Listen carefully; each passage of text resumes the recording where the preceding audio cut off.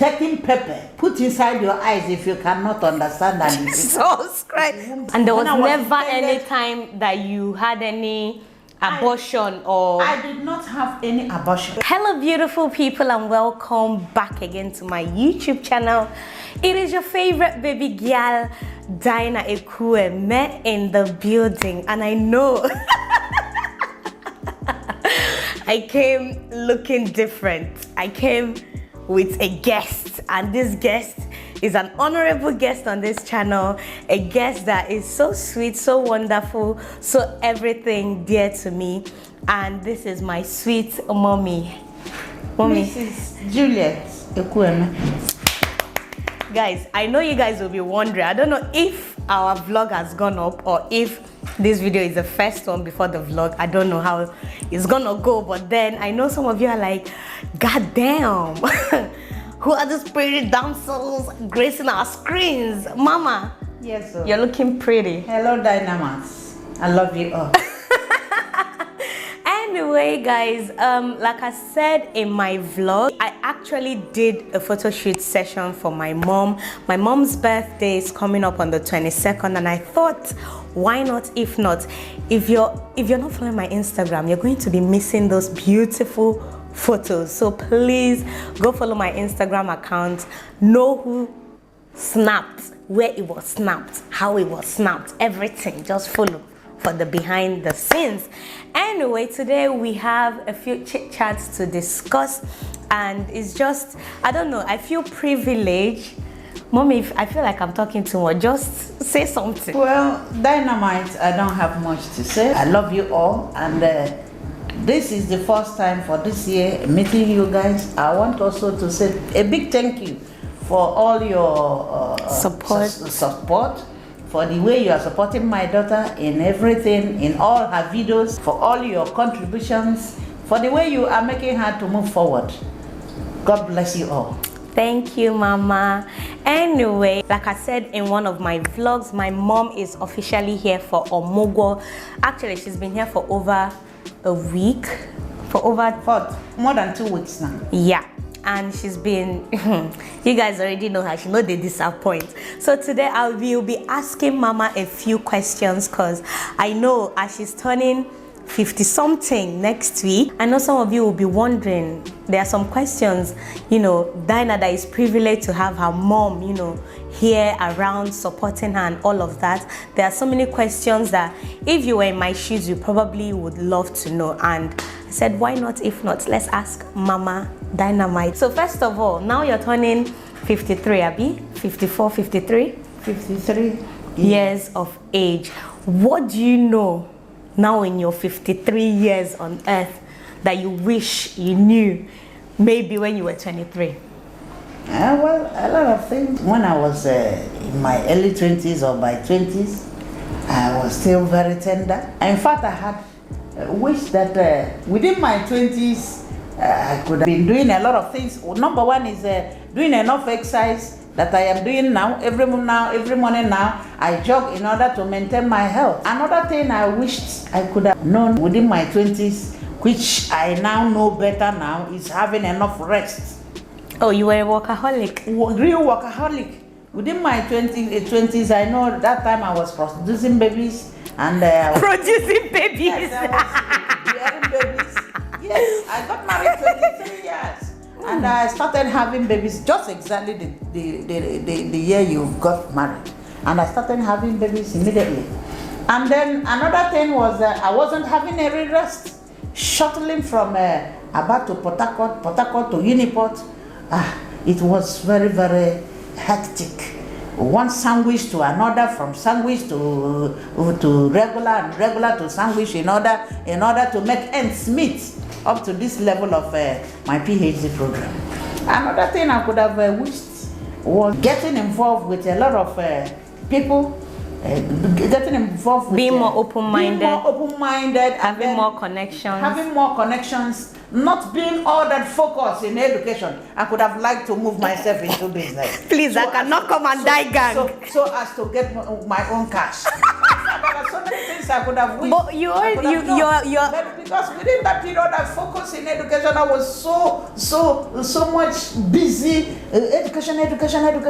But education is not all that. But I feel like, mommy, you've actually attained a lot for yourself, and I'm so proud of you because you're now so independent that even without us, you're still kicking life, Yes. you're still going, you're Yes. still getting that shmula. Looking at what government workers earn, as grade level 16 officer, a director, earning 100 and not even up to 200,000. You are paying rent, you are taking care of one kid or the other, you are doing this. I mean, it is nothing to talk about. I feel like our generation, I can't really tell. I feel like that's why most people are not just, relying on just one stream of income. Most of us now in this generation, we've learned to practice, having different streams of income and stuff. But would you say that you regret having more or less kids in your 20s than now in your 50s? Now you're in your 50s. I am not regretting. I could have even wanted to have more within that our period, because the time I got married, 1990, that was when I got married. What we normally talk that time, how many babies do you have? How many have you had since you got married? Boomers. But that is not the order of The day boomers. today. Because for me, I love babies and I love having enough of them, and I have 6. 3 boys and 3 girls, 1 left, remaining 5 for me. So I am not regretting having the number I had. I am very, very grateful to God. Raising us, I remember, let me not come and lie you, I remember if we mess up, in fact, if you just fuck up, they will treat your fuck up. That's all I can say. From flogging to shouting to, there were different. Would I say the parenting as of the time we were growing up is way different from what most modern mothers are actually, inculcating in their kids. Do you feel like these days moms are not doing enough with parenting, or you feel like there has been that switch in the society, with children's attitudes because of the way parents nowadays are disciplined? I believe in innovations and changes. From generation to generation, so many things, so many changes takes place. This age now is digital. During our period, we believe in flogging a child, beating hell, taking pepper, put inside your eyes if you cannot understand and and then doing a lot of things in order to discipline a child. But these days, I am a supervisor of education authority. I am one of the people going from one school to the other. If you flog a child, you should be ready to miss your job, because generally, both the outside and inside the country, and here in River State, they can't take it easy if you flog a child. But that is not it. That is not the way forward. But then so many people are left with traumatic experiences. I feel like why most parents nowadays do not want to, parent their children the way you guys parent is because of the traumatic experiences that they are left to deal with as adults. Because in one way or the other, maybe you guys will see it as, yes, my child turned out well, he's doing fine, he's better than some of these rascals or whatever. But then they are left to deal with a lot of personal traumas, from their childhood. I don't know, because some parents were actually really extreme. I wouldn't say, obviously, people were not extreme on us, but then there were parents, like you said, pepper in their eyes, pepper in their bum, the flogging till your skin tears. I feel like so many people grew up with that trauma, and some are still even doing it to their children. Yes. And I don't know, some choose not to, and because of that, they just pet, even spoil their child from petting. That is what I'm trying to say, that though in those days, the way we treated our children and the way we understood it, it worked for most of us. But at a certain point, some people started doing it in another way that is not all that, like some parents, they fast the children, make the children not to eat because of one thing or the other. Compared to these days children, over-petting, over-pampering, overfeeding, egg and indomie, everything. So when you now compare and contrast the two, you can say that parenting these days they are more lenient. And it also affects most of those children. that have been over-pampered. You see a lot of them go to school, they can't manage themselves, they cannot endure, they cannot bend down and read like other children. They can be, if you touch them, if you talk to them anyhow, they will go to their parents, and if care is not taken, you will be taken out of your job. It is not the same thing, and it is quite affecting the children of this generation. Another question I'll ask you now that we're all in the mood of, this birthday celebration and whatnot. As you're aging, what do you think are the best things or the worst things? What are the worst things, as you're aging? There are so many worst things that comes with aging. When you get to 50, you don't need to be told a lot of things. Nature controversy comes in. Age is not something one can run away from. No matter the way your body is, no matter how good you are being created naturally, when you get to 50, 51, 52, clocking to 60, so many things happens. Number one, as I normally say it, a lot of ailments, a lot of sicknesses comes with it. If it is not a cholesterol, heavy cholesterol, it is a high blood pressure, it is diabetes, and so many other things. Again, when you begin to age, if it is not body pain, joint pain, waist pain, flashes, hot flashes, and hot flashes, that is from the side effects of one of the signs and symptoms of menopause, and so many others. Now every day you must take a drug. Either you are taking pain drug, you are taking high blood drug, you are taking a diabetic drug, you are taking Parkinson drug, and so many other drugs. Aging comes with a lot of things. But one thing I know about age is that we all are managing age, no matter any age. We manage age from the age of 50, 45 to 50. You have to manage it. 60, 65, 70. If you Bible said 75 for those that are strong. For those that are not strong, I don't know what will happen, but all I know is that age and health is all about management.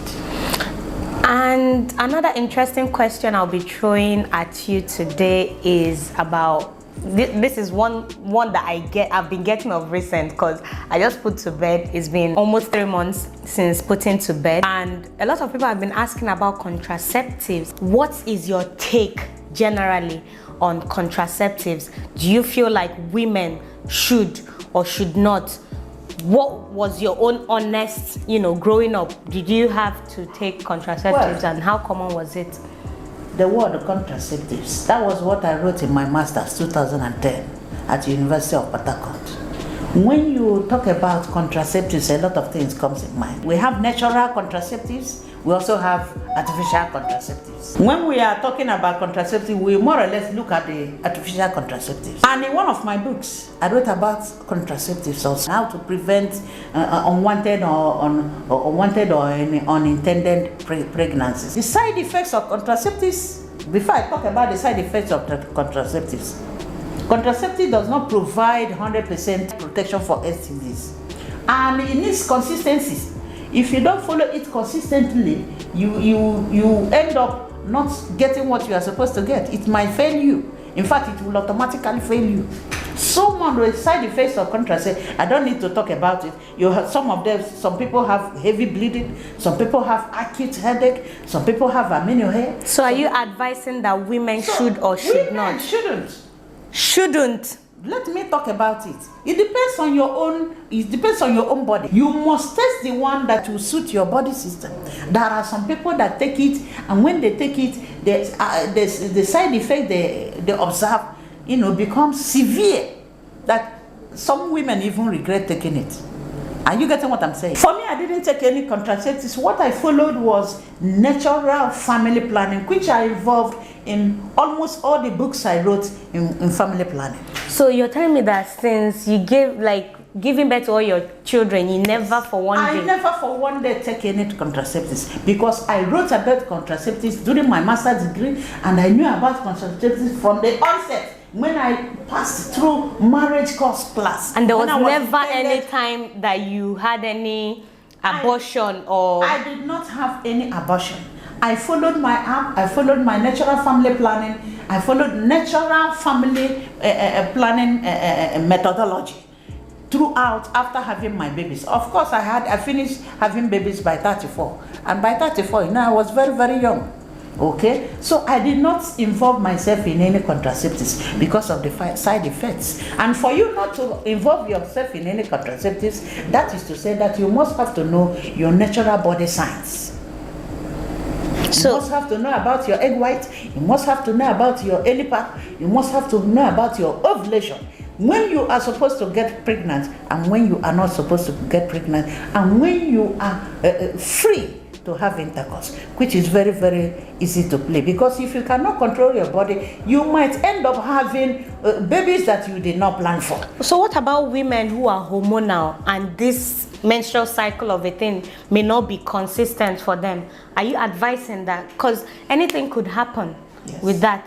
I am not totally advising you not to take contraceptives. What I have said here is that contraceptives has a lot of side effects. And before you intend or you go into any contraceptive, you must have to test the one that will suit your body, or the one that will suit your physiology, or the one that will suit your body system, so that you will not get into trouble as a result of being involved. Guys, I think this should be a sit-down topic on its own, cause fam, I need to learn more. I need to know more. If you guys need to know more as well, please comment down below, cause this is an unpopular opinion. Anyway, before we end today's video, the last question I have for you, which may come off as odd, is are you disappointed that I turned out to be a YouTuber? This is a personal question. Well, I am not disappointed that you are a YouTuber. Being a YouTuber is also a profession, but it is not a retirement plan. You read biomedics at the United Kingdom, and I am looking forward that one fateful day you must have to go to your field, because your field is retirement. You cannot continue to carry camera till 50 years. If you get to this my age, you can see walking now is, I am also tired. So it is not a retirement plan. Okay. Being a YouTuber is not a retirement. What if I want to go into business after from YouTube? If you want to go into business, all right. But what I am saying is that let that business be a business that will lead into retirement. YouTube is not a retirement plan. Because at a certain point, you will be tired of traveling from one place to the other, carrying a camera. Like myself now, I cannot even carry myself all that easily now. Talk less of carrying camera, carrying all these things, and be moving around every time, moving from one location to the other. It is also very risky. Sometimes some people hire to go to Enugu, go to Nsukka, to go and do something in one hotel or the other in order to project the name of that hotel. Very, very risky. When you are getting old, it can never be a retirement plan. So what am I trying to advise all dynamites? There is need for a retirement plan. I love you all. Anyway, guys, just feel like, throwing hot questions here and there at Mommy. Mommy, thank you for gracing our channel today. Hopefully you guys totally enjoyed. I thought it was going to be a chit chat because I did not talk. It's more of a Q&A than a chit chat. But hopefully you guys totally enjoyed this video. If you totally did, smash that like button, subscribe to my YouTube channel. If you're seeing my face and my mommy's face for the first time, you know what to do, exactly what to do. Smash that like button, subscribe, and hopefully we will see you guys in the next one. For now, bye. God bless you.